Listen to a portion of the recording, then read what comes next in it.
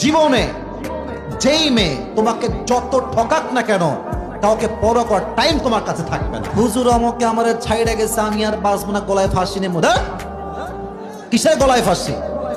একটা গেছে তো কি হয়েছে, আর 10টা বেটার অপশন তোমার কাছে আছে, ঠিক কিনা বলো? সব দেখার টাইম নেই আমাদের কাছে। আর যে আমাকে আজকে আমার অবস্থান দেখে ছেড়ে যাবে, ও আমাকে ভালোবাসে, আমার অবস্থানকে ভালোবেসেছে।